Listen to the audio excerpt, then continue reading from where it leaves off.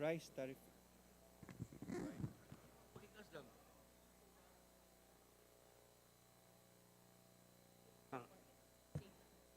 What are we doing? Second reading lang. Ito lang.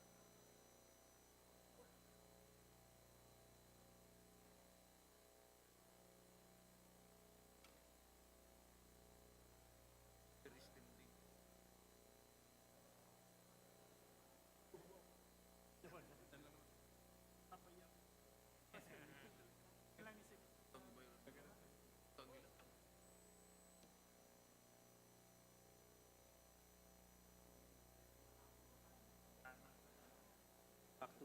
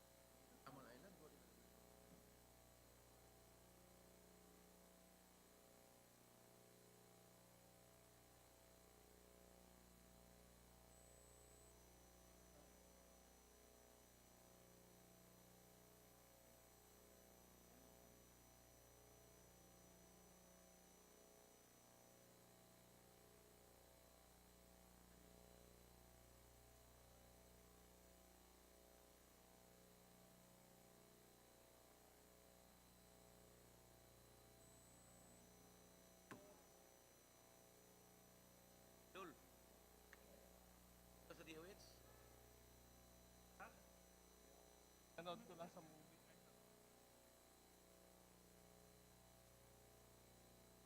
Sabi ang pag-depress.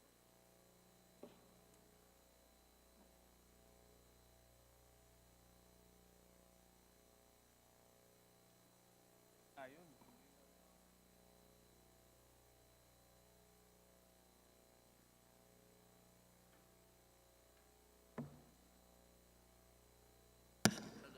Wala nadali sa pag binigay na sa atin. Sabi ngayon eh, Tanga-tanga. Tulad ko rin ba? sobra pera. Enforcement. Abot. Tago-tago eh. Tayo gawin pang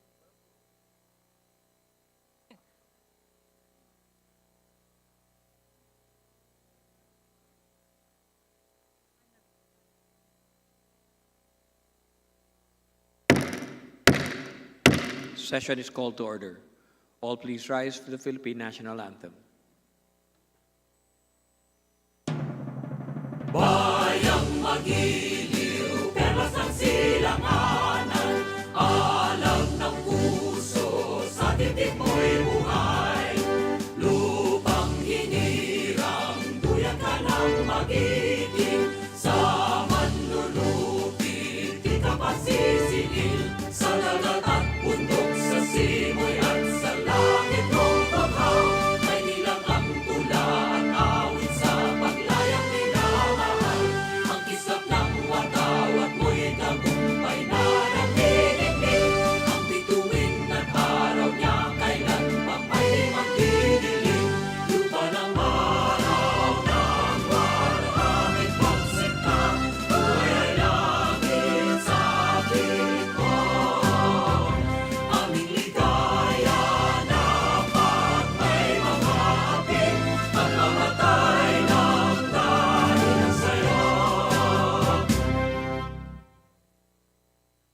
Please remain standing for a minute of silent prayer.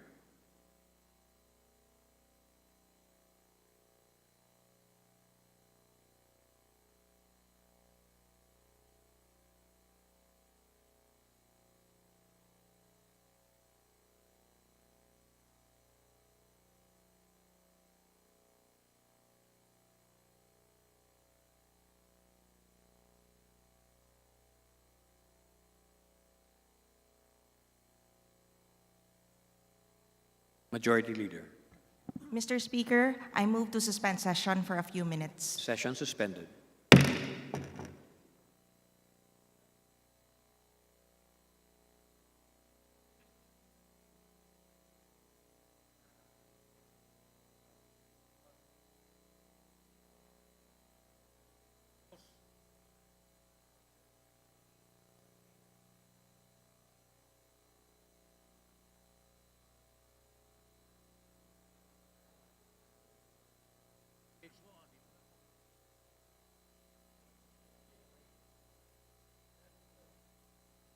Ay, absent ko diya.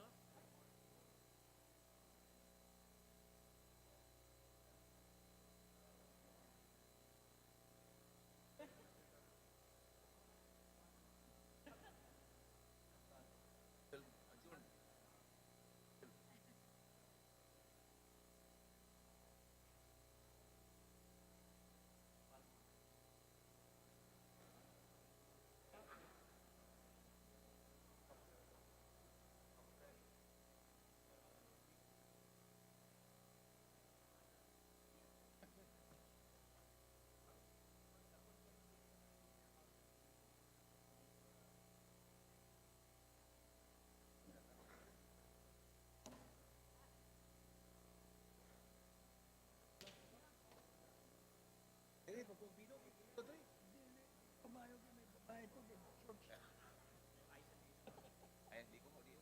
Ang bahay po. Laki naman ito. Yung gusto mo rin. Yan pala. Ay?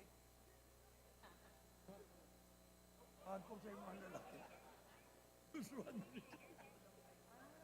Ay, magkakapartner kay 11 billion.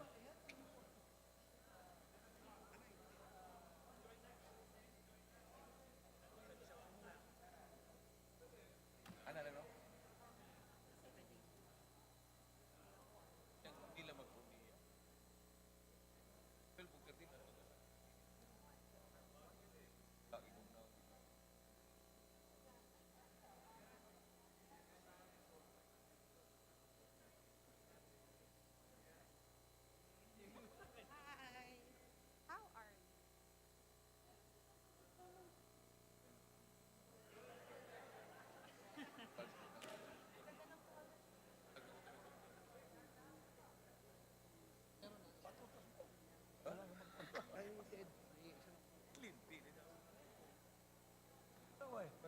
Pinaalis ka.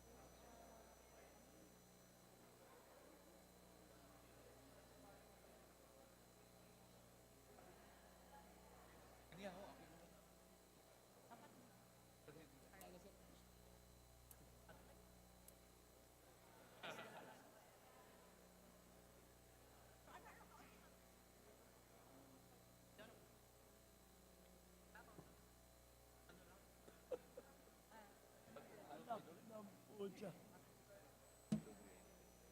Wala. Kaya, tanong mo. Ano mga nagalantaw na ito?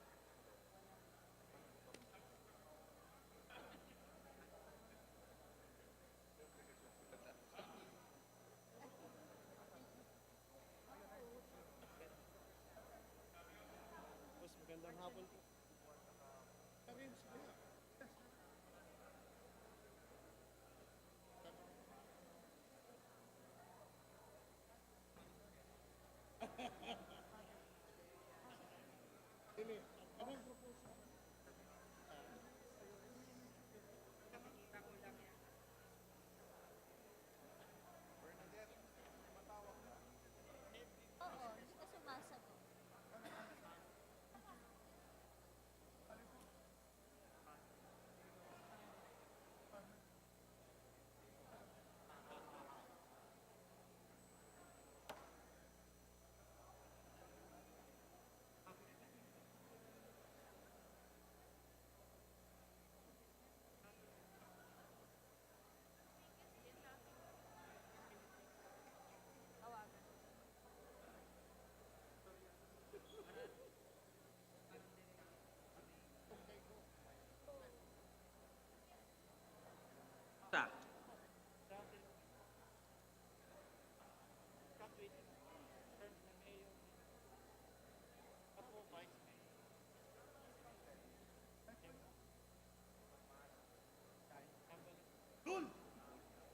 Ito ba ganyan?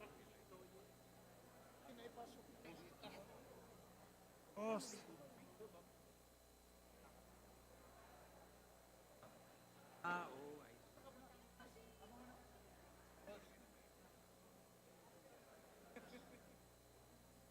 Ano dol? Tikog na? Tikog? Ang ganda-ganda na naman ang kasama. Take out ah. Dol, take out. School principal. Isa lang ba yan? Magtitiis ka na lang. Yan lang yun, lahat. Tsaka yung Take out.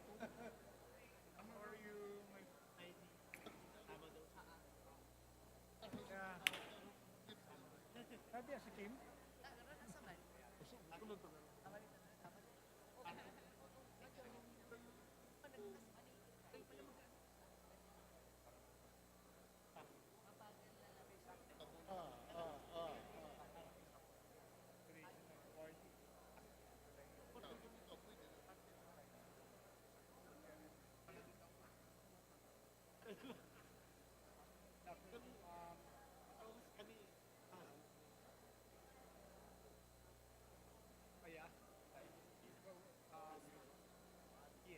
Tama ka?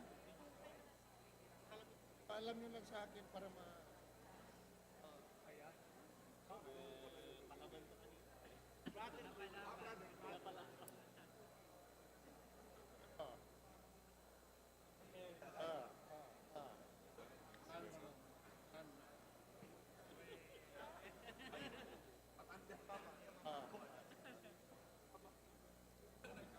kami. Nagkita kami.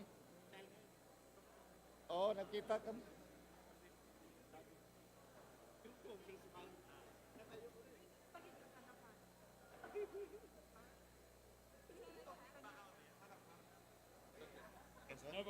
Meron tayo tomorrow, di ba?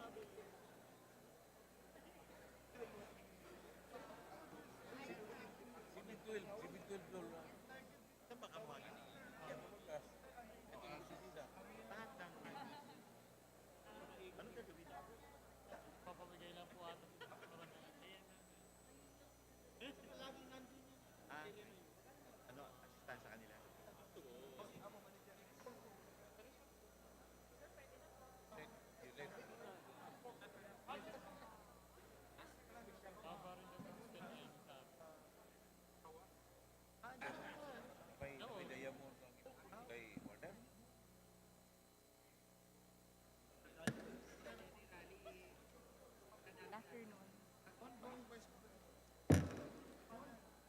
Session resumes.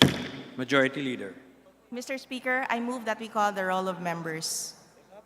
The Secretary General is directed to call the roll of members. Roll call of members. Honorable Representatives Abalos, Abante, Abunda, Acharon, Asidre, Acop, Adyong, Advincula, Agaraw, Alba, Albano, Almario, Almonte, Alonte, Alvarez Jose, Alvarez Mercedes, Alvarez Pantaleon, Amante, Amatong, Angara, Aquino, Aquino Magsaysay, Arbison, Arenas, Arrogancia, Asistio, Ataide, Omentado, Balindong, Barba, Barbers, Baronda, Barzaga, Bascub, Bautista, Bautista Lim, Benitez, Bernos, Pillones, Biron, Bolilia, Bondok, Bongalon, Bordado, Posita, Priones, Prosas, Buhain, Bulot Begtang, Bustos, Cabredo, Cagas, Kahayon Uy, Calderon, Calixto, Campos, Kawagdan, Cardema, Cari, Castro Franz, Castro Jane, Celeste, Chan, Chato, Chua, Chungalaw, Po Angelica Natasha, Po Elizaldi, Po Pilar, Po Juanco Jaime Eduardo Mark, Po Juanco Mark, Colada, Colliantes, Corvera, Cruz Ambrosio, Cruz Ricardo, Pua, Quaresma, Dagoo, Dalipe, Dalog, Dayang Hirang, Daza, De Jesus, De Venecia, Del Mar,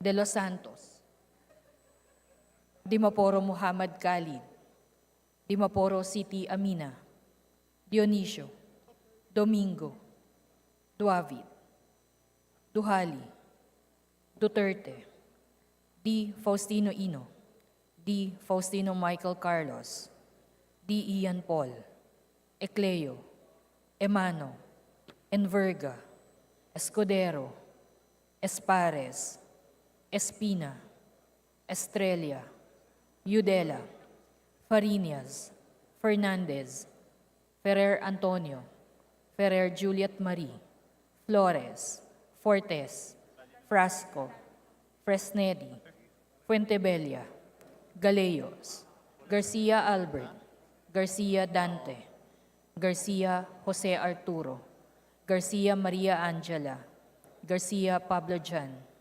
Garcia Vincent, Guardiola, Garin, Gasataya, Gato, Goed Christopher, Gomar, Goles, Gomez, Gonzaga, Gonzales Aurelio Dong, Gonzales Neptali, Gonzales Sandro, Goriseta, Guico, Gintu, Gulyas, Gutierrez, Hagidorn, Haresco, Hataman, Hernandez, Herrera, Horibata, Javier, Ko Olga Ara, Ko Ricardo, Ko Wilton, Konghun, Labad-Labad, Lacson, Lacson Noel, Lagman, Lagon Daphne, Lagon Sani, Lara, Lazatin, Lee, Legarda, Libanan, Lim Kay Chong, Loyola, Luistro, Lumayag, Macapagal Arroyo, Maceda, Madrona, Magsino, Malapitan, Mangawang, Maniquis, Manuel, Marañon, Marcoleta, Marcos, Mariano Hernandez, Marinho, Marquez, Martinez, Mastura, Matibag, Matugas, Mendoza, Mercado, Mercado Revilla, Miguel, Momo, Morden, Nava, Nisay, Noel, Nograles Juan Fidel Felipe, Nograles Margarita, Nolasco, Owaminal, Olaso, Olivares, Ongchuan, Ordanes, Ortega, Uano Dizon, Padiernos, Paduano, Paglas, Palma, Panaligan, Pancho, Panotes, Pascual, Peña, Pimentel, Plaza, Pleito, Primicia Sagabas, Pumaren, Puno, Kimbo, Rama, Recto, Regencia, Remulla, Revilla Brian, Revilla Ramon Jolo, Reyes, Rilio, Rivera, Robes, Rodriguez Eulogio, Rodriguez Rufus, Roman, Romero, Romualdez Ferdinand Martin, Romualdez Yeda Marie, Romualdo, Romulo, Roque, Sakdalan, Sagarbaria, Sakaluran, Salceda, Sali, Salimbangon, Salo, Salvame, Santos, Saulu, Silverio, Singson Richel, Singson Ronald, Singson Mihan, Solon, Suwan, Suansing Horacio, Suansing Micaela Angela, Suarez, Talyado, Tamayo, Tambunting, Tan Joseph, Tan Keith Micah, Tan Reynolds Michael, Tan Samir, Tan Stephen James, Tan Tambut, Tan Chay, Tan Huatco, Tariela, Teodoro, Teves, Tiangco, Tieng, Tolentino, Tulfo Irwin, Tulfo Jocelyn, Tulfo Ralph Wendell, Tupas, Tutor, T, Umali, Unabia, Ungab, Valeriano, Valmayor, Vargas, Vargas Alfonso, Velasco, Veloso Tuazon, Vergara, Verzosa, Villa, Villafuerte Luis Raymond, Villafuerte Miguel Luis, Villanueva, Villar, Villaraza Suarez, Villarica, Violago, Yamsuan, Yap Christiantel, Yap Christopherson, Yap Edvic, Yap Eric, Yu Divina Grace, Yu Giselle Victoria, Yulo, Zamora Amparo Maria, Zamora Maria Carmen, Zamora Isabel Maria, Zubiri.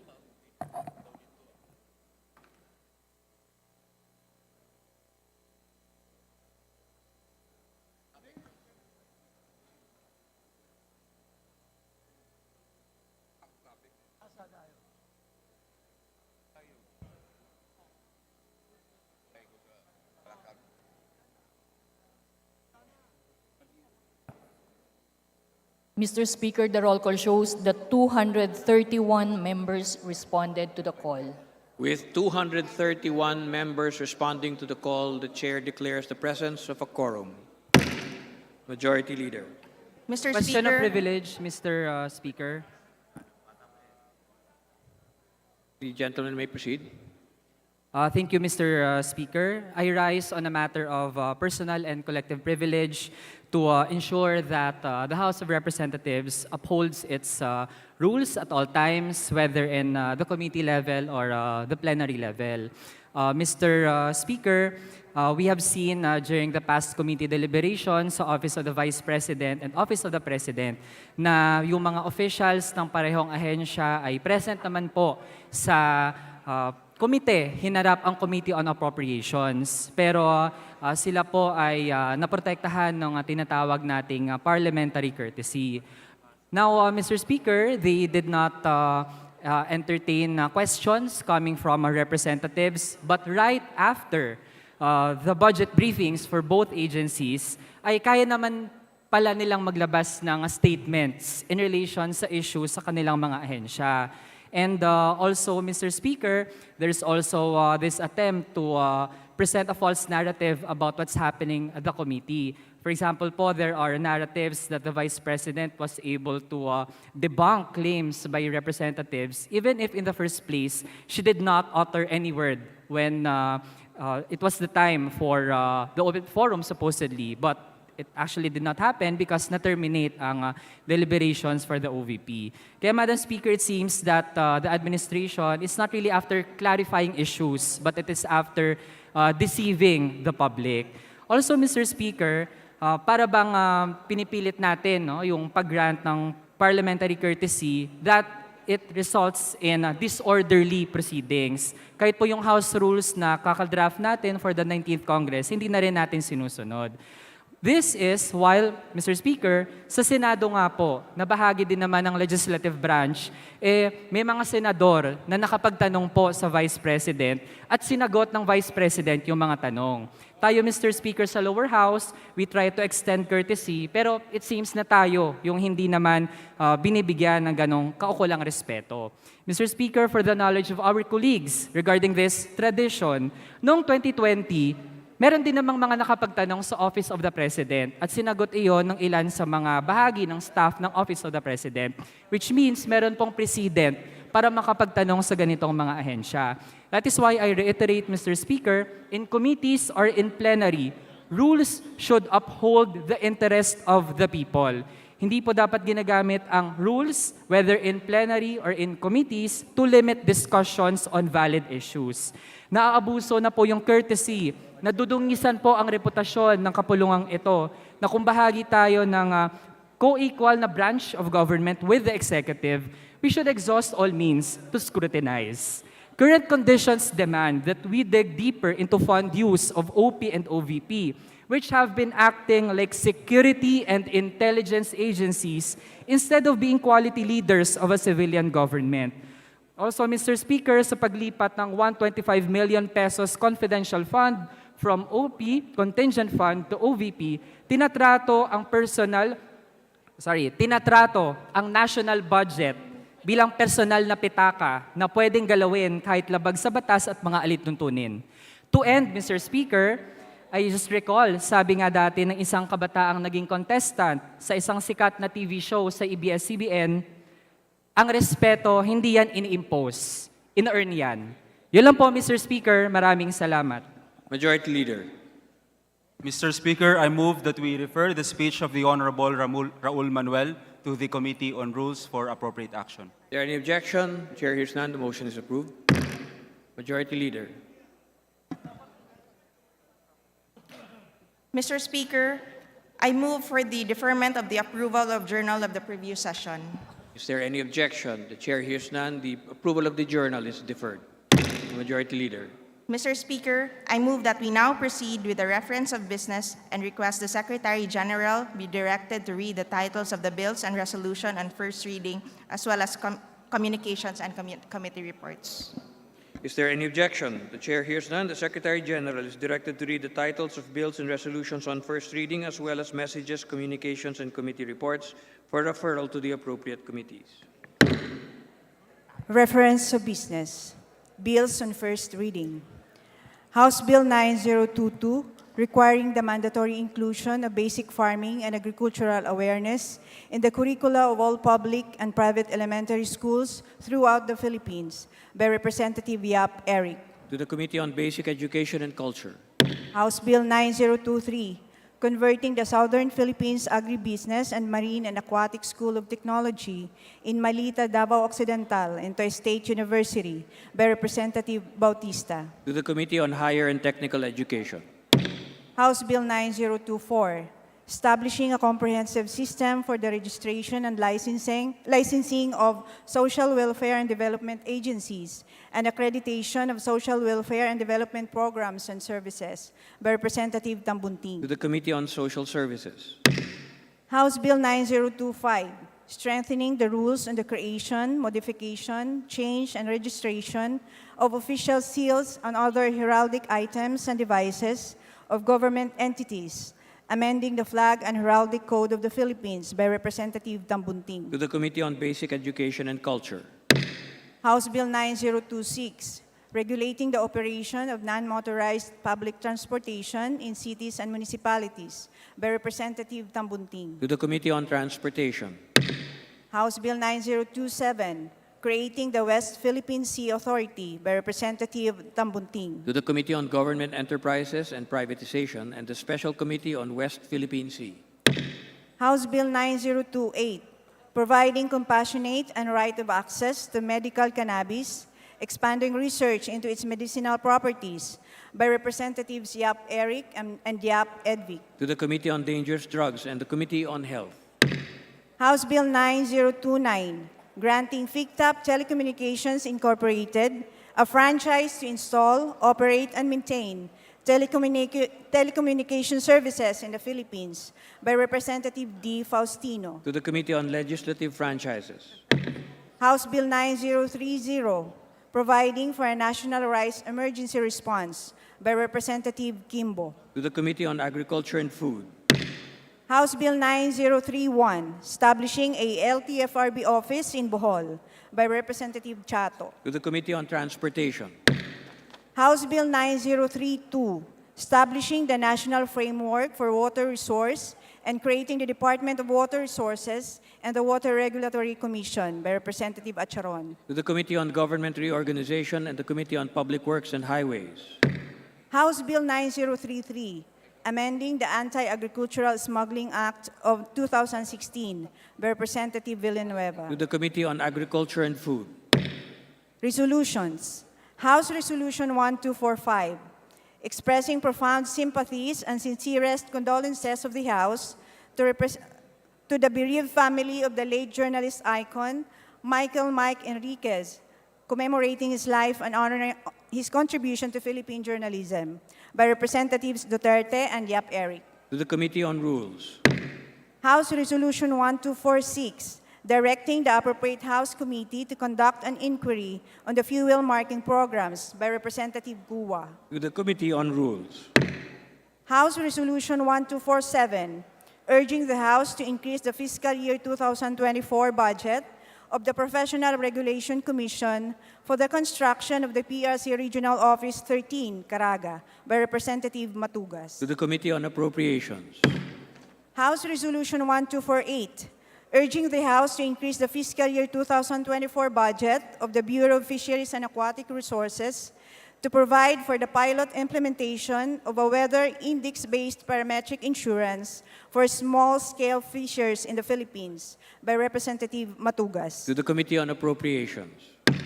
House Resolution 1249, expressing profound sympathies and sincerest condolences of the House to the family of the late journalist icon, Michael Mike Enriquez, commemorating his life and honoring his contribution to Philippine journalism, by Representatives Yap Edvic, Tolfo Jocelyn, Tolfo Erwin, and Tolfo Ralph Wendell. To the Committee on Rules. House Resolution 1250, recognizing, congratulating, and commending the Philippine National Esports Team Cebol for winning the gold in the 15th IESF World Esports Championship Mobile Legends Bang Bang on 3 September 2023 in Palatul Culturi in Ayasi, Romania, by Representative D. Faustino Michael Carlos. To the Committee on Youth and Sports.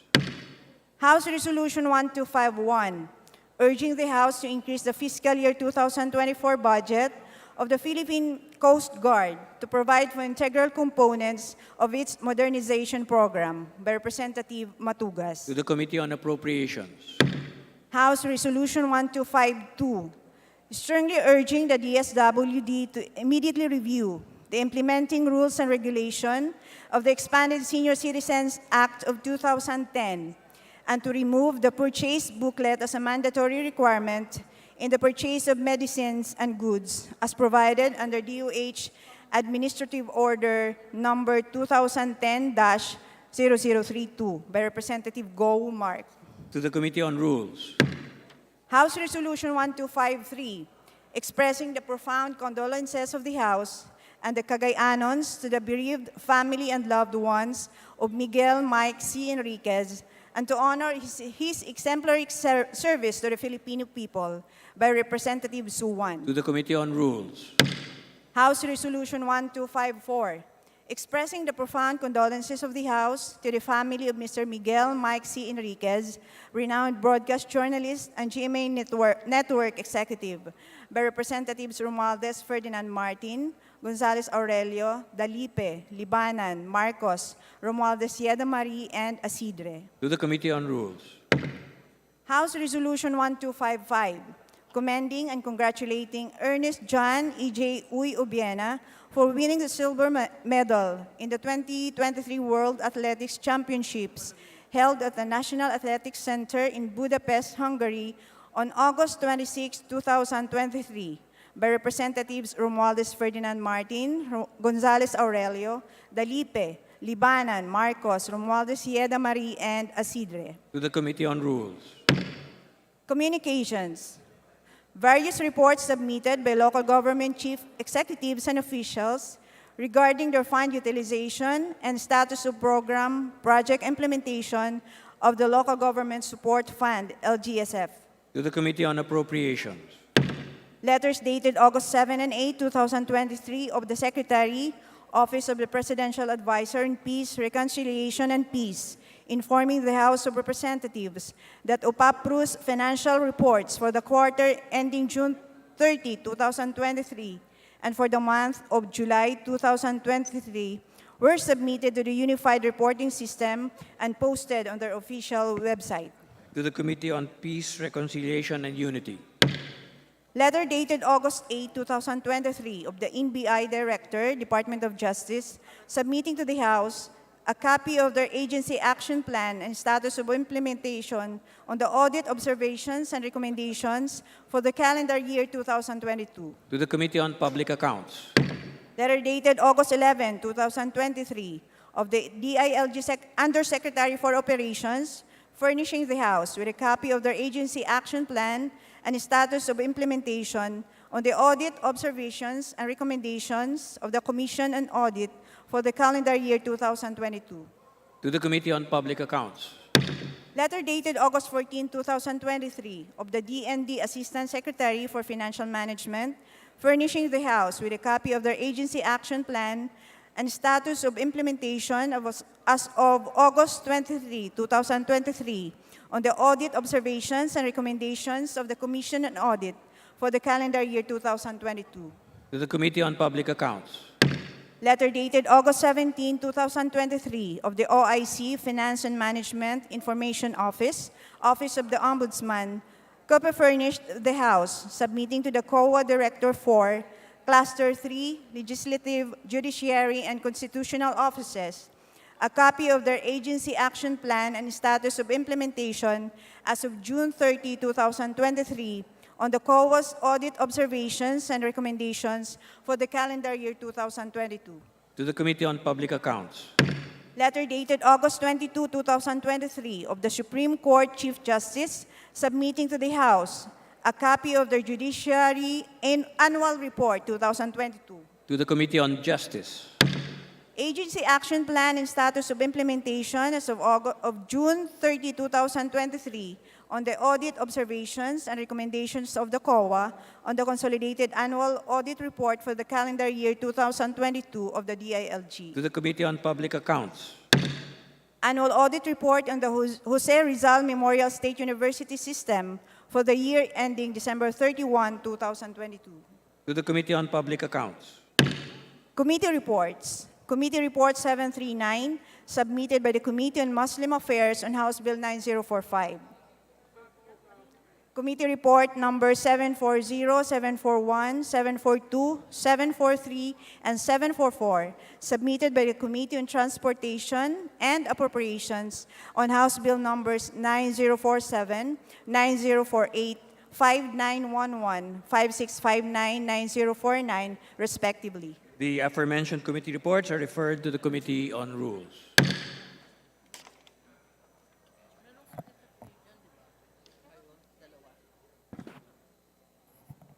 Majority Leader.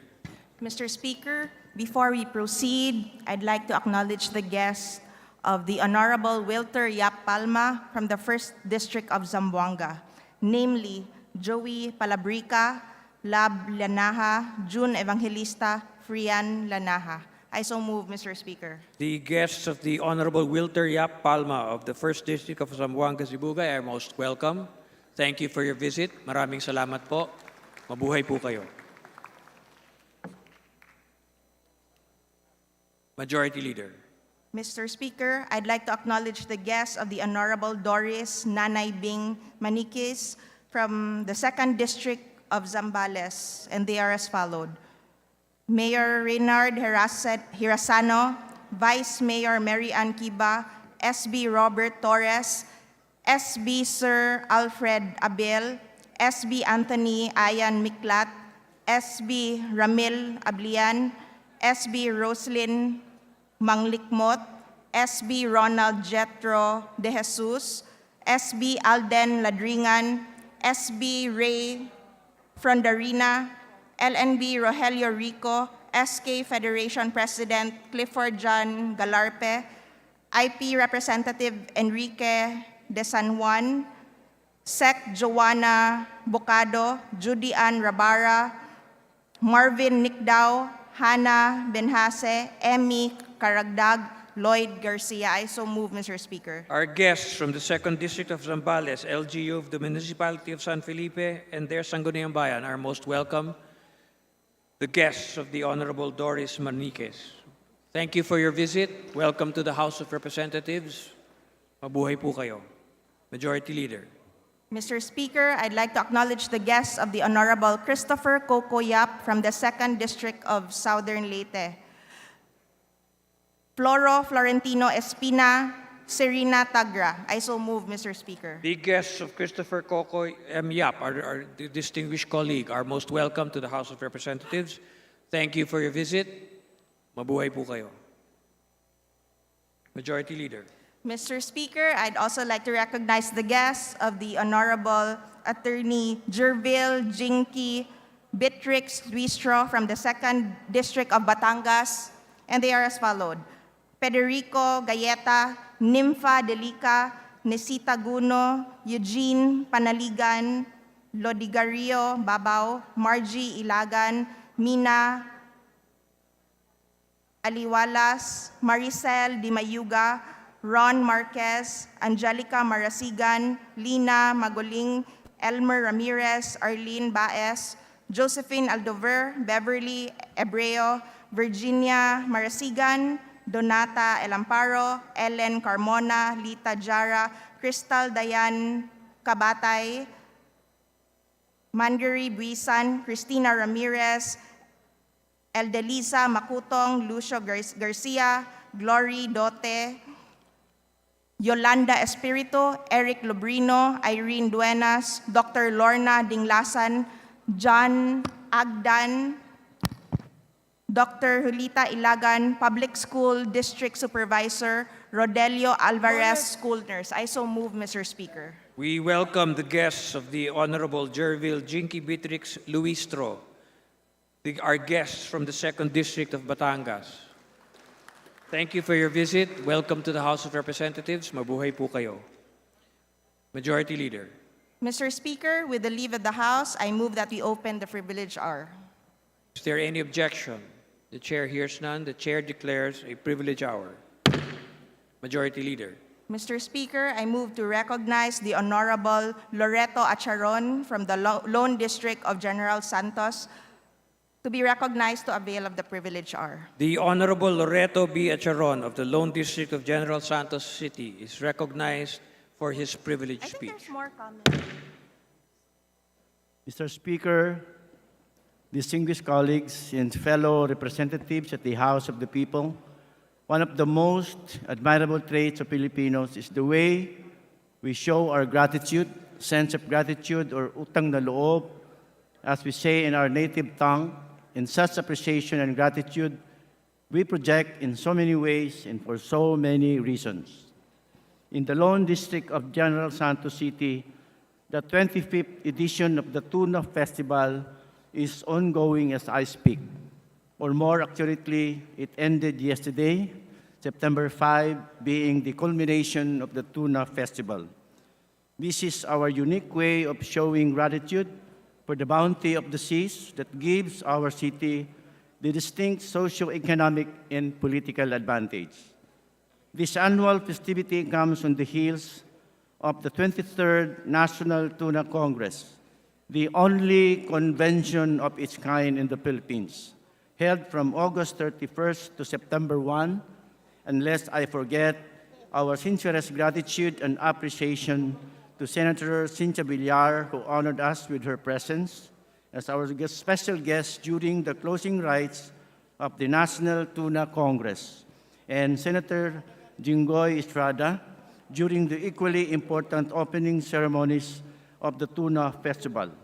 And for all the success in the conduct of the festival activities, a congratulatory greetings is imperative to our hardworking and dedicated Mayor Lorely Pacquiao, who was at the forefront of all the Tuna Festival activities. Adapting strategies responsive to global changes is the Tuna Congress theme this year, signifying the Philippine tuna industry's unified determination to proactively respond and aggressively push the industry's agenda amid the challenges of an ever-changing global economic order post-pandemic. We have much to be thankful to the Soc-Sargent Federation of Fishing and Allied Industries Incorporated, or SAFI.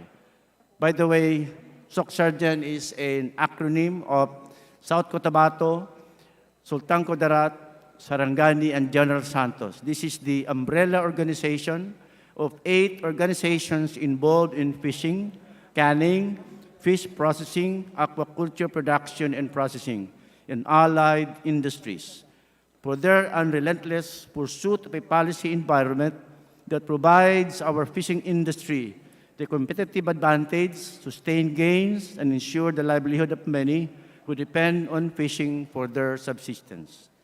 In order for this representation to briefly expound on the concerns specific to the tuna industry and the fishing sector in general, allow me to acknowledge first the kindness of the European Union for the inclusion of the Philippines to the list of countries which have benefited under the Generalized System of Preference Plus, or GSP Plus, since 2014.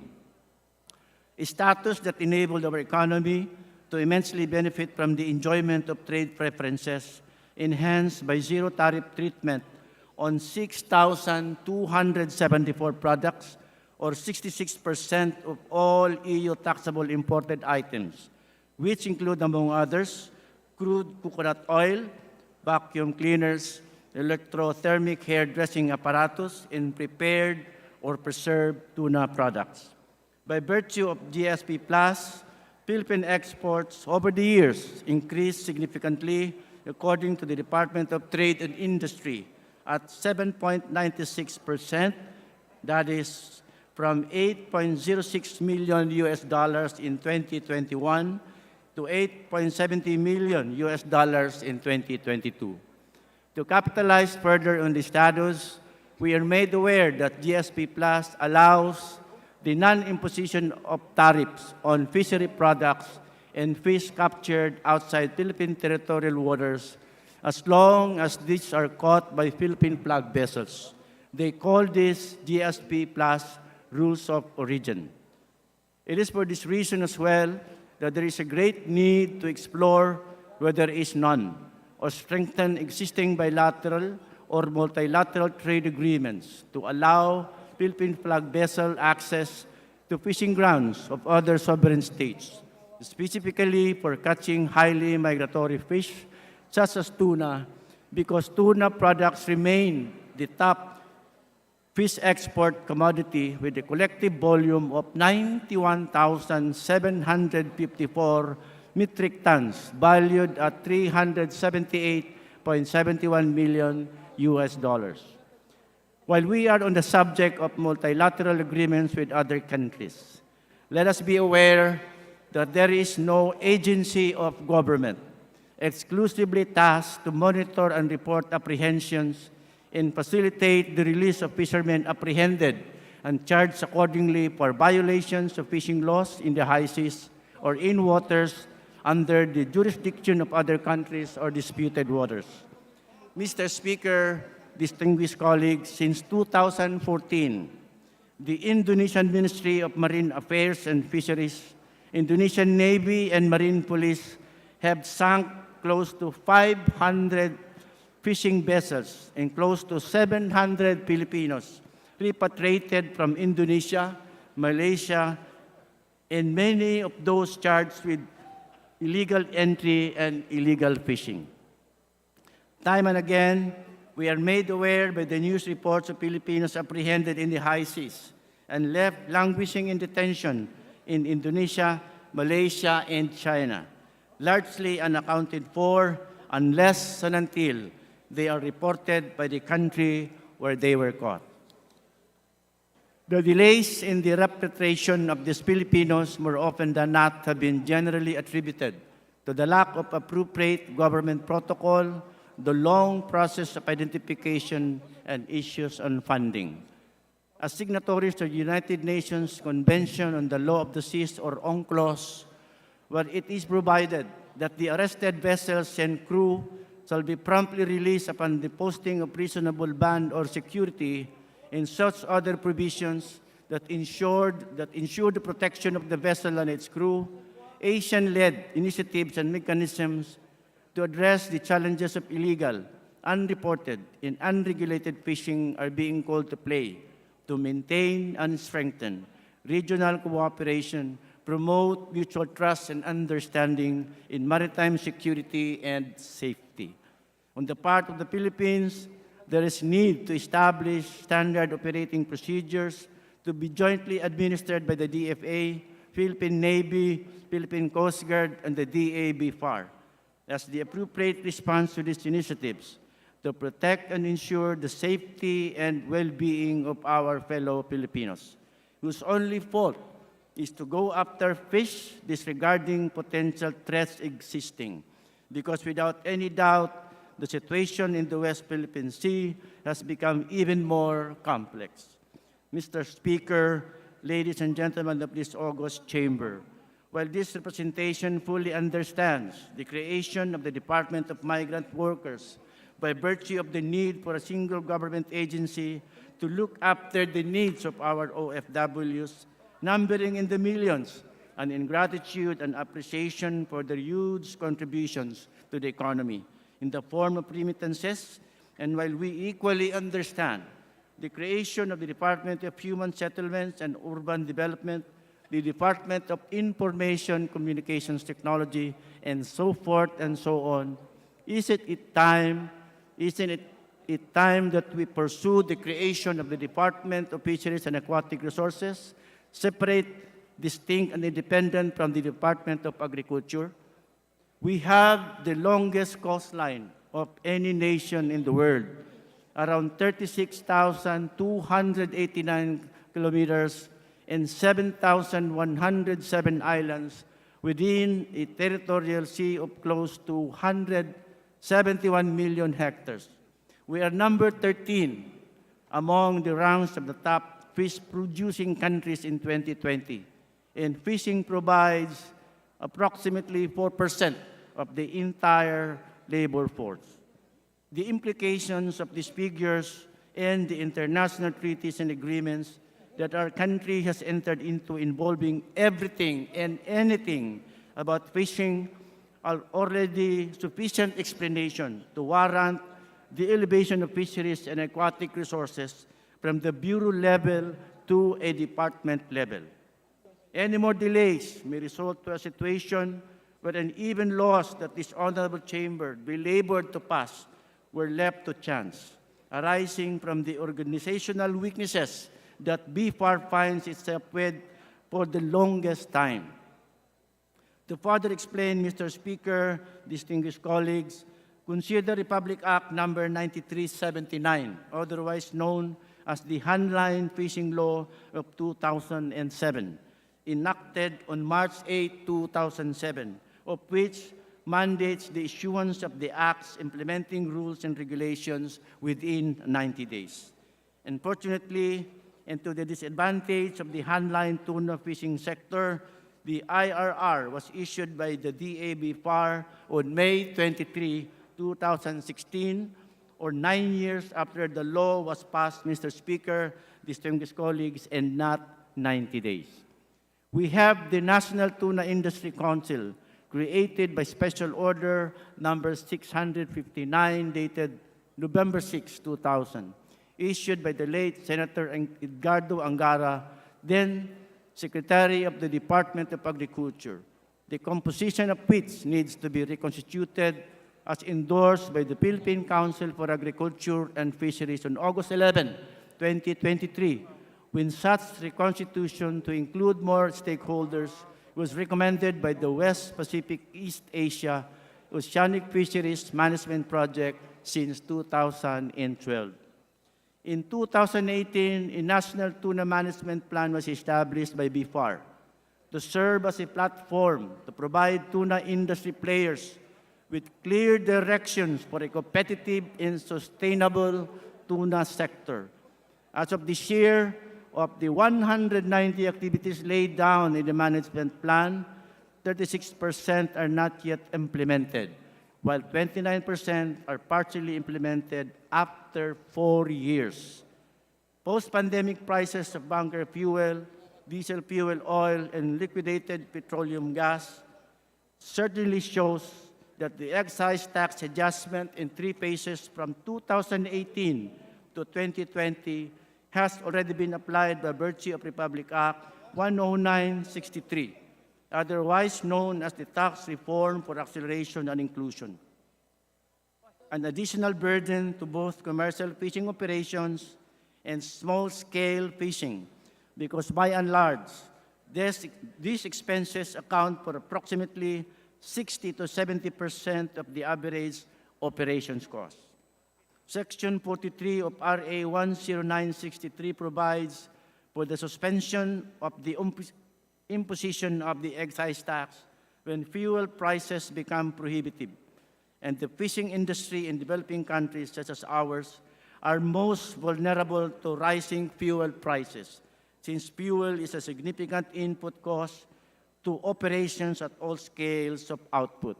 And Mr. Speaker, distinguished colleagues, value-added tax, or VAT, as anybody would understand, is essentially a tax on consumption and is levied on the sales of goods and services at each stage of production and distribution process, borne by the final consumers of the battable goods. For this particular sector, now subject of this discourse, most inputs for fishing and related fishing activities are battable. However, fish sales are VAT exempted and considered non-battable sales. Thus, all VAT expenses incurred from production and distribution inputs are added expenses to the operator, manufacturer, proprietor, or fishing companies, a burden that becomes untenable when fuel prices are prohibitive. This particular situation that we have to live with in the Lone District of General Santos is not unique, because for many of the districts that we respectively represent, fishing and aquaculture are economic activities that are present in one way or another, in whatever form, manner, and scale. Fish is a food commodity, as basic as rice for many Filipinos, while the seas and oceans within our territorial jurisdiction and exclusive economic zones are open to all, even to those who are willing to risk life and limbs in order to feed their families. The very least the state can do is to ensure that their needs to sustain their livelihood are given the most preferential attention and not ignored nor delayed. Fishing is a primary source of livelihood, and fish is a vital resource for many Filipinos, whose very survival depends on the trade, merchandise, selling, processing, distribution, and so forth. Not to mention other allied businesses, such as boat and shipbuilding, supply of fishing equipment, provisions of food for the crew, and many more, which are directly or indirectly linked to fishing regardless of size or scale. Mr. Speaker, distinguished colleagues, the Philippine fisheries sector provides 1.6 million jobs, including subsistence fishing by low-income families, 1.3% contribution to the country's GDP, and 12.7% of the gross value added in agriculture, hunting, forestry, and fishing valued at 248.47 billion pesos. These significant contributions are worth considering because while most of the major economic and service sectors of the country are now under the jurisdiction of the respective government agencies at the department level, the Philippine fisheries sector remains to be under the jurisdiction of an agency at a bureau level. The Philippines is also party to various international management bodies on fishing, a fact which makes it incumbent all the more upon us to show that the country seriously adheres to the principle of sustainable fisheries through the planning and implementation of an effective and efficient fishery management plan. In true Filipino fashion, let us show our gratitude to the millions of our countrymen we call mga kababayan nating mangingisda o mandaragat, who sailed the ocean in bangkas to fishing fleets, leaving the comfort of their homes to harvest the bounty of the seas. Today, more than ever, their concerns require our undivided attention so that at the end of the day, we can genuinely say, maraming salamat, kabayan. Mr. Speaker, distinguished colleagues, thank you for your kind attention and a pleasant good afternoon to all. Thank you.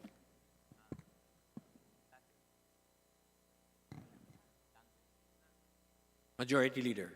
Mr. Speaker, I move that you refer the speech of the Honorable Loreto Acharon to the Committee on Rules for its appropriate actions. Is there any objection? The chair hears none. The motion is approved, and the privileged speech of the Honorable Acharon is referred to the Committee on Rules. Majority Leader.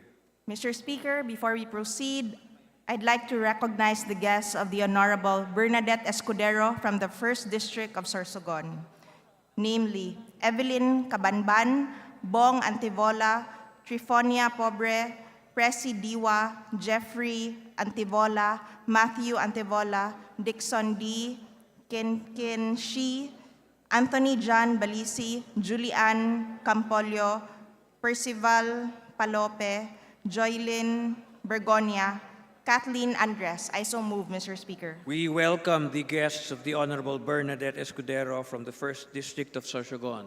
Thank you for your visit. Welcome to the House of Representatives. Mabuhay po kayo. Majority Leader. Mr. Speaker, I move that we close the privilege hour. Is there any objection? The chair hears none. The privilege hour is closed. Majority Leader. Mr. Speaker, I move that we acknowledge the guests of the Honorable Jose Bong Teves Jr., and they are Vice Mayor Martinez of Paquil, Laguna, Councilor Carl Anthony Puno of Siniloan, Laguna, Councilor Nicanor Gabriel Leopando of Siniloan, Laguna. The guests of the Honorable Bong Teves are most welcome. Thank you for your visit. Welcome to the House of Representatives. Majority Leader. Mr. Speaker, under the calendar of business for Thursday and Friday, we move to consider House Bill number 8608 under Committee Report number 694, and may we ask the Secretary General to read the title of the measure. Is there any objection? The chair hears none. The Secretary General is directed to read the title of House Bill 8608.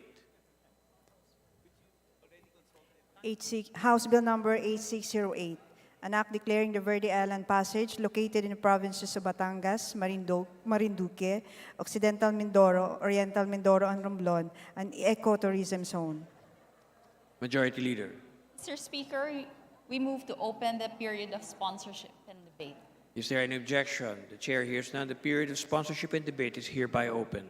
Majority Leader. Mr. Speaker, we move to recognize Representative Jervil Luistro to begin sponsorship of the measure. The Honorable Luistro is recognized to sponsor the measure. Mr. Speaker, distinguished members of this honorable legislative body, esteemed guests and colleagues, today I stand before you with great enthusiasm and a sense of purpose as I speak about a transformative piece of legislation that holds the potential to uplift communities, preserve our natural heritage, and foster sustainable development. Committee Report number 694, House Bill number 8608, the Verde Island Passage Ecotourism Act is not just a legislative proposal, but a visionary endeavor that aligns with our commitment to safeguarding our environment while promoting economic growth. The Verde Island Passage, a treasure nestled within the provinces of Batangas, Marinduque, Occidental Mindoro, Oriental Mindoro, and Romblon, is a region of profound beauty and ecological significance. It has earned its place as the center of marine biodiversity worldwide, boasting an astounding assemblage of marine life with unparalleled aquatic abundance, featuring coral reefs, seagrass beds, and mangroves that shelter a diverse range of species. Serving as a hub for scientific research and ecotourism, the passage showcases the intricate relationship between humans and nature, underscoring the urgent need for its conservation to sustain local livelihoods and the global marine ecosystem. The Verde Island Passage is also intricately linked to the Coral Triangle, a globally recognized hotspot of marine biodiversity. The passage lies within the boundaries of this expansive region, often referred to as the Amazon of the seas, which spans across the waters of 6 Southeast Asian countries, including Indonesia, Malaysia, Philippines, Papua New Guinea, Timor-Leste, and the Solomon Islands. The Coral Triangle and the Verde Island Passage share a common thread of exceptional marine richness, with both areas hosting an astonishing array of coral reefs, diverse fish species, and intricate ecosystems. As a result, efforts to preserve and protect the Verde Island Passage's unique biodiversity contribute not only to the Philippines' national heritage, but also to the broader conservation of the Coral Triangle's invaluable marine resources. Our obligation is clear. While we promote tourism industry, we have obligation to protect and conserve this ecological marvel for generations to come. We must recognize the delicate balance that exists here, one that sustains life both above and below the water's surface, from vibrant coral reefs to magnificent marine species. The Verde Island Passage is a living treasure that deserves our utmost care. In this pursuit, we must ensure that local communities are not left behind. Ecotourism can be a catalyst for inclusive growth, providing opportunities for livelihoods, while fostering a sense of pride and responsibility among the residents. Community engagement, capacity building, and equitable benefit sharing must be integral components of this endeavor. My dear colleagues, let us envision a future where the Verde Island Passage becomes a model for ecotourism excellence, a place where travelers from around the globe gather not only to witness the awe-inspiring beauty of our underwater world, but also to contribute to its preservation. Through this legislation, we create a framework that encourages partnerships between the government, local communities, businesses, and conservation organizations. Together, we can craft a sustainable tourism industry that supports livelihoods, empowers residents, and invests in the long-term health of our natural resources. For instance, the 1987 Philippine Constitution emphasizes the country's commitment to protecting the environment and natural resources for the present and future generations. Article 2, Section 16 of the Constitution states, "The state shall protect and advance the right of the people to a balanced and healthful ecology in accord with the rhythm and harmony of nature."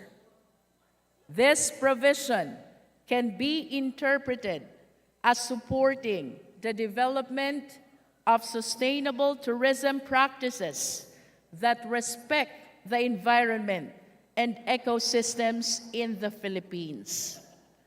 While this provision does not explicitly mention tourism, they lay the groundwork for policies and initiatives that can contribute to responsible and sustainable tourism development in the Philippines. An exemplary precedent that harmonizes with our purpose is the case of Oposa versus Factoran, a pivotal legal decision that echoes our mission to preserve the fragile equilibrium of the Verde Island Passage. This case involved minors, represented by their parents, who took a courageous step to hold the government accountable for the protection of the environment on behalf of the present and the future generations.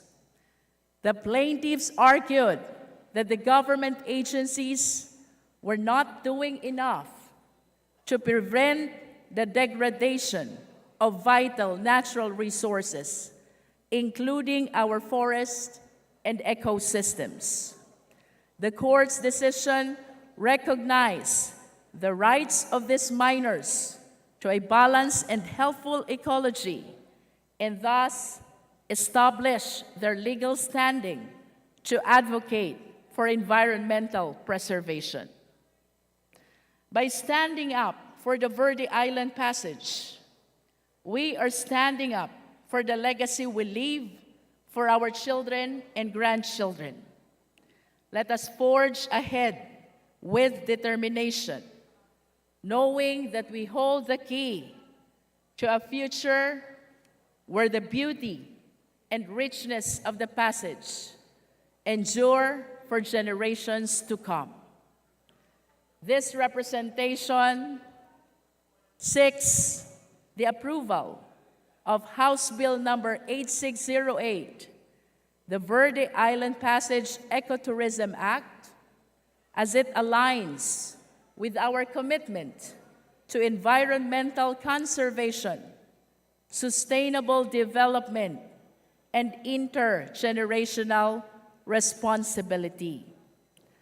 This representation requests our esteemed colleagues to support this motion, recognizing the importance of safeguarding this unique and invaluable marine ecosystem. Thank you, Mr. Speaker. Majority Leader. Mr. Speaker, we move to recognize Congressman Raul Daniel Manuel of the Kabataan Party List for his interpellation. The Honorable Manuel is recognized for his interpellation. Thank you, Mr. Speaker. Will the good sponsor be willing to entertain a few questions? Yes, Mr. Speaker. Thank you, Mr. Speaker. Una po, Mr. Speaker, the fishing industry present in the Verde Island Passage area has been negatively affected and crippled by the recent oil spill. Na hanggang yun po may mga mangingisda pa rin na nahihirapan sa kanilang kabuhayan dahil hindi pa rin talaga 100% na na-resolve na yung effects ng oil spill. Mr. Speaker, I'd like to ask, how are we ensuring that turning the Verde Island Passage into an ecotourism zone which will encourage the development of the ecotourism industry and businesses doon sa area will not exacerbate the weakening of livelihoods of our fishing communities? Mr. Speaker, this legislative measure provides the general framework which will regulate the activities to be undertaken within the Verde Island Passage. These activities include fishing, tourism, and even energy exploration. And we may consider as well marine transportation. Considering that the legislative measure is providing merely the general framework, it is anticipated, Mr. Speaker, that the council, which will be created by virtue of this bill, will be addressing the concerns similar to the issue raised by our opponent. Mr. Speaker, as a follow-up question on that topic, how can we prevent a worst-case scenario wherein our fishing communities will be edged out by ecotourism, especially by private ecotourism companies, and lead to loss of income of some families who depend on fishing for their livelihood? Mr. Speaker, the general principle that supports this legislative measure can be summarized into responsible tourism.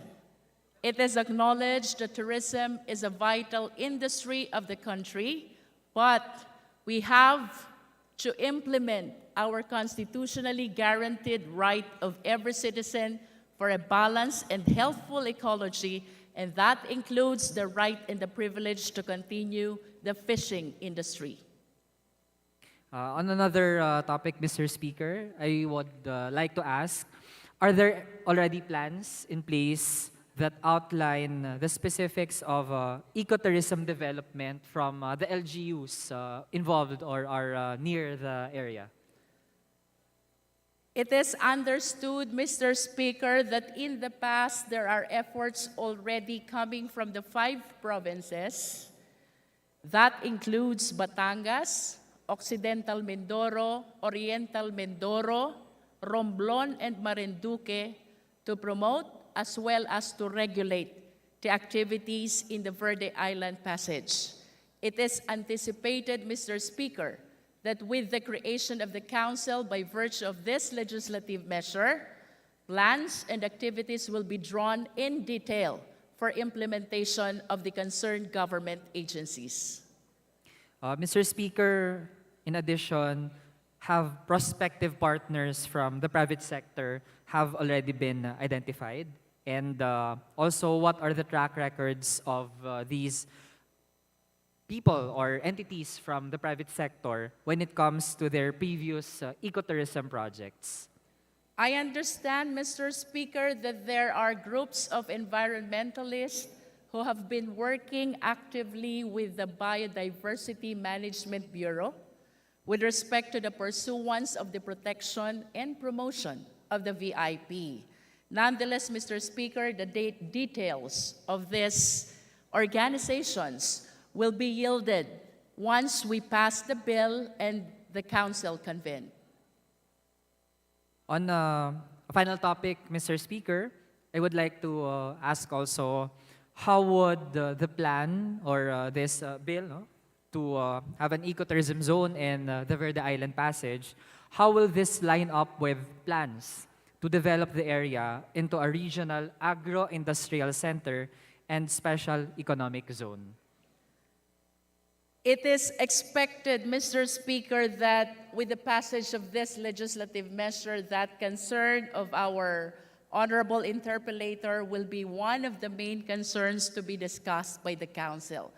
I regret that this bill merely provides the general framework and the details towards the implementation of the protection and regulation are yet to be deliberated upon and to be passed by the council to be created by virtue of this legislative measure.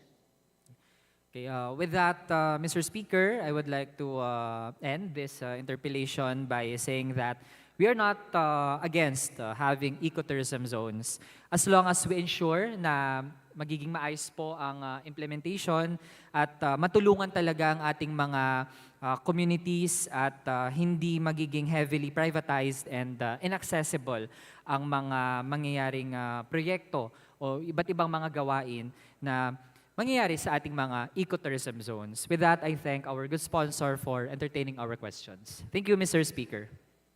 Majority Leader. Mr. Speaker, there being no further interpellators, we move to close the period of sponsorship and debate. Is there any objection? The chair hears none. The period of sponsorship and debate is hereby closed.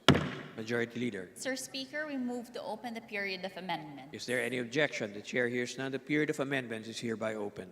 Majority Leader. Mr. Speaker, we move to recognize Congressman Ray Florence Reyes of Anak Kalusugan Party List for his individual amendment.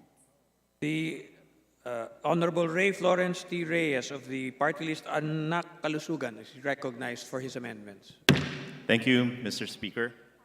To Mr. Speaker, the distinguished sponsors, would you be amenable to a few of these proposed amendments? Yes, we are amenable, Mr. Speaker. Thank you, Mr. Speaker. I shall proceed. First amendment, on page 2, section 3. Insert a new section to read as follows. Section 4, Verde Island Passage Ecotourism Council. There is hereby created the Verde Island Passage Ecotourism Council, hereinafter referred to as the Council, which shall be the primary policy-making, planning, and coordinating body in the development and administration of the ecotourism zone.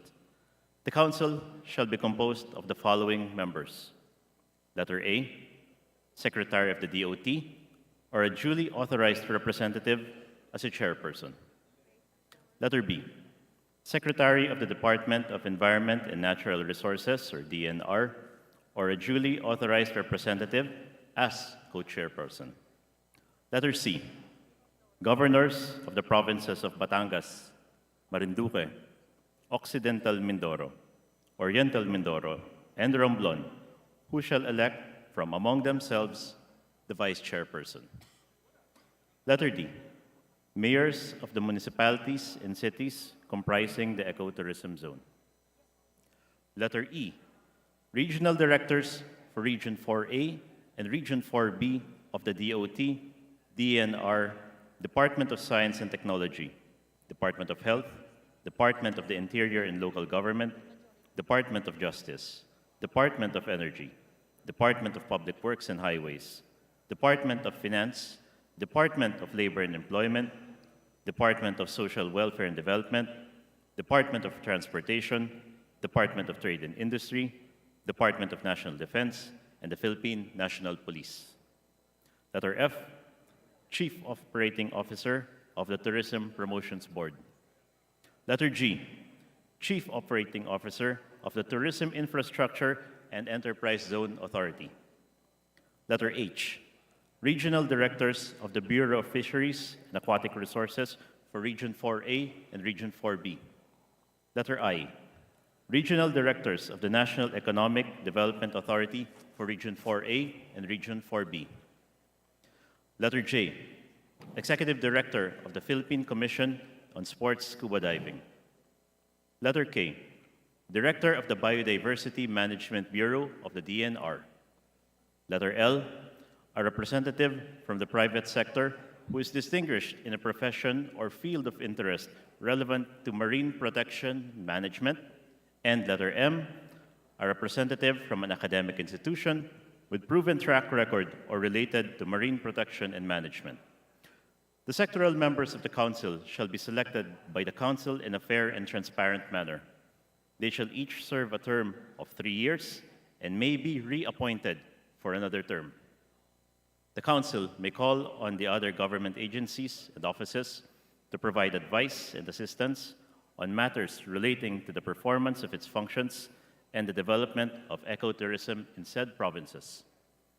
The provincial governments of Batangas, Marinduque, Occidental Mindoro, Oriental Mindoro, and Romblon shall provide a secretariat for the Council, including the funding necessary to cover the expenses for the performance of its official functions and activities.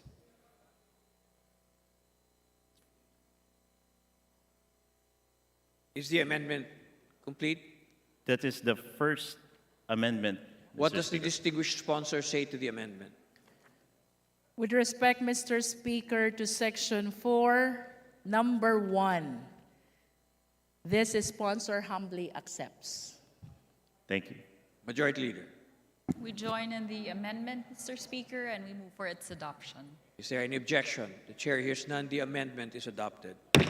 The gentleman may proceed. Thank you, Mr. Speaker. Second proposed amendment, to renumber Section 4 as Section 5. I so move, Mr. Speaker. What does the distinguished sponsor say? With respect to Section 4, paragraphs 3, 4, 5, and 6, this sponsor humbly accepts as well, Mr. Speaker. Majority Leader. We join in the amendment, Mr. Speaker, and we move for its adoption. Is there any objection? The chair hears none. The amendment is adopted. Thank you, Mr. Speaker. The Honorable Reyes may proceed. Thank you, Mr. Speaker. Proposed amendment number 3. On the new Section 5, delete starting from the word provincial up to the phrase and other, and in lieu thereof, substitute the following: Council in consultation with. I so move, Mr. Speaker. What does the sponsor say? We accept, Mr. Speaker. Majority Leader. We join in the amendment, Mr. Speaker, and we move for its adoption. Is there any objection? The chair hears none. The amendment is adopted. The Honorable Reyes may proceed. Thank you, Mr. Speaker. Proposed fourth amendment. to renumber Section 5 as Section 6. So move, Mr. Speaker. What does the distinguished sponsor say? We accept, Mr. Speaker. Majority Leader, We join in the amendment, Mr. Speaker, and we move for its adoption. is there any objection? The chair hears none. The amendment is adopted. The Honorable Reyes may proceed. Thank you, Mr. Speaker. Proposed amendment number 5 to renumber Section 6 as Section 7. So move, Mr. Speaker. What does the distinguished sponsor say? We accept, Mr. Speaker. Majority Leader, Mr. Speaker, we join in the amendment and we move for its adoption. is there any objection? The chair hears none. The amendment is adopted. The Honorable Reyes may proceed. Thank you, Mr. Speaker. Proposed amendment number 6 to delete the entire Section 7 and in lieu thereof, insert a new section to read as follows. Section 8, implementing rules and regulations. Within 60 days from the effectivity of this act, the Council shall, in consultation with the concerned agencies of the government, promulgate the rules and regulations to implement this act. I so move, Mr. Speaker. What does the Honorable Luistro say? We accept, Mr. Speaker. Majority Leader, Mr. Speaker, we join in the adoption. We join in the amendment and we move for its adoption. is there any objection? The chair hears none. The amendment is adopted. The Honorable Reyes may proceed. Thank you, Mr. Speaker. Finally, proposed amendment number 7 to renumber the succeeding sections accordingly. I so move, Mr. Speaker. What does the Honorable Luistro say? We accept, Mr. Speaker. Majority Leader, Mr. Speaker, we join the amendment and we move for its adoption. is there any objection? The chair hears none. The amendment is adopted. Thank you, Mr. Speaker. And on a personal note, if I may ask the distinguished sponsor that this representation also be made co-author of this measure. So move, Mr. Speaker. We conform, Mr. Speaker. Majority Leader, Mr. Speaker, there being no further amendments, we close the period of amendment. is there any objection? The chair hears none. The period of amendments is hereby closed. Thank you, Mr. Majority Speaker. Leader, Mr. Speaker, we move to vote on second reading House Bill number 8608. as many as are in favor of House Bill 8608, please say aye. Those opposed, please say nay. The ayes have it. House Bill 8608 is approved on second reading. As amended. Majority Leader, Mr. Speaker, we now move to consider House Bill number 8970 under Committee Report number 729, and we ask the Secretary General to read the title of the measure. is there any objection? The chair hears none. The Secretary General is directed to read the title of House Bill 8970. House Bill number 8970, an act increasing the bed capacity of Congressman Simeon G. Toribio Memorial Hospital in the municipality of Carmen, province of Bohol, from 40 to 75 beds and appropriating funds therefore. Majority Leader, Mr. Speaker, move to open the period of sponsorship and debate. is there any objection? The chair hears none. The period of sponsorship and debate is hereby opened. Majority Leader, Mr. Speaker, we move to consider the explanatory note of House Bill number 8970 as its sponsorship speech. is there any objection? The chair hears none. The motion is approved. Majority Leader, Mr. Speaker, there being no interpellation, we move to close the period of sponsorship and debate. is there any objection? The chair hears none. The period of sponsorship and debate is hereby closed. Majority Leader, Mr. Speaker, move to open the period of amendment. is there any objection? Chair hears none. The period of amendments is open. Majority Leader, Mr. Speaker, there being neither individual nor committee amendments, we move to close the period of amendment. is there any objection? Chair hears none. The period of amendments is closed. Majority Leader, Mr. Speaker, we move to vote on second reading House Bill number 8970. as many as are in favor of House Bill 8970, please say aye. Aye. Those opposed, please say nay. The ayes have it. House Bill 8970 is approved on second reading. Majority Leader, Mr. Speaker, in accordance with our rules governing inquiries in aid of legislation, I move that we refer the following House resolutions to the appropriate committees. House Resolution number 1216 to the Special Committee on West Philippine Sea, House Resolution number 1219 to the Committee on Labor and Employment, and House Resolution number 1224 to the Committee on Metro Manila Development. is there any objection? The chair hears none. The aforementioned The aforementioned resolutions are referred to the aforementioned committees. Majority Leader. Mr. Speaker, pursuant to our rules governing inquiries in aid of legislation, I move that we refer to the appropriate committees the speeches of the following House members delivered on August 29, 2023. The speech of Representative Herrera to the Committee on Public Works and Highways, the speech of Representative Franz Castro to the Committee on Basic Education and Culture, the speech of Representative Bautista to the Committee on Higher and Technical Education, and the speech of Representative Brosas to the Committee on Basic Education and Culture. Is there any objection? The chair hears none. The aforementioned privileged speeches are referred to the aforementioned committees. Majority Leader. Mr. Speaker, I move that we include additional co-authors to House Bill number 8969 and House Resolution numbers 1242, 1254, and 1255 as contained in the list to be submitted by the Committee on Rules. Is there any objection? The chair hears none. The additional authors are hereby included. Majority Leader.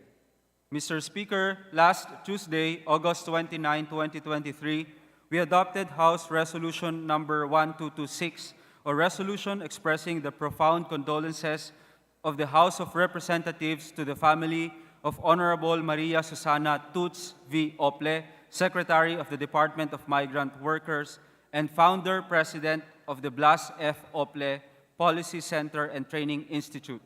I move for the consolidation of similar measures, namely House Resolution numbers 1234 and 1236 with House Resolution number 1226. So move, Mr. Speaker. Is there any objection?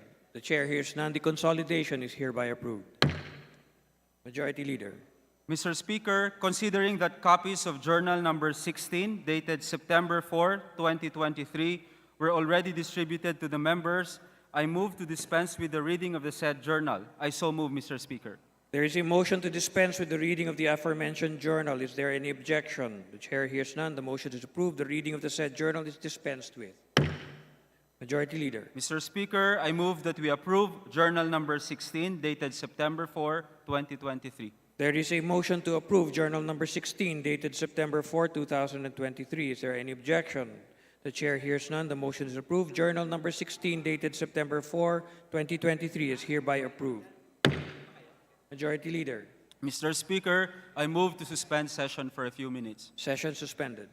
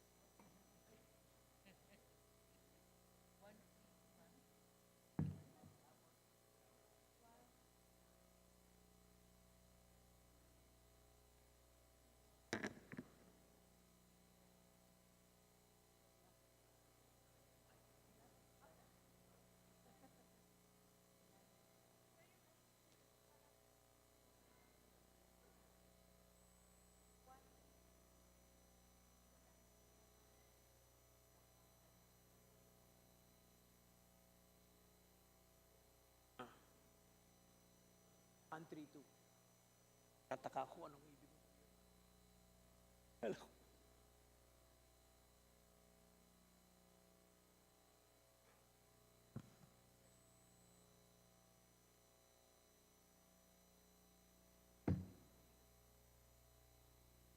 Session resumes. Majority Leader. Mr. Speaker, I move that we now proceed to consideration of measures under the calendar of business. Please proceed.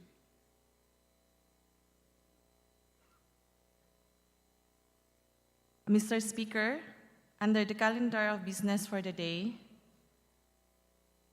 I move that we adopt House number. I move to consider the House Resolution number 1242.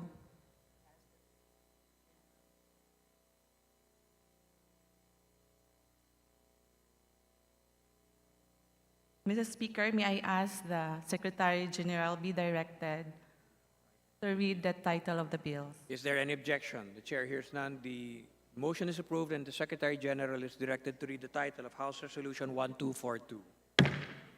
House Resolution 1242, resolution expressing warmest congratulations and commendation of the House of Representatives to the Pentecostal Missionary Church of Christ, Fourth Watch, on the occasion of its 50th founding anniversary and for its remarkable contributions to the spiritual empowerment of many Filipinos.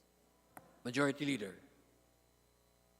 Mr. Speaker, I move for the adoption of House Resolution number 1242 in consolidation with House Resolution number 1170. As many as are in favor of House Resolution 1242, please say aye. Those opposed, please say nay.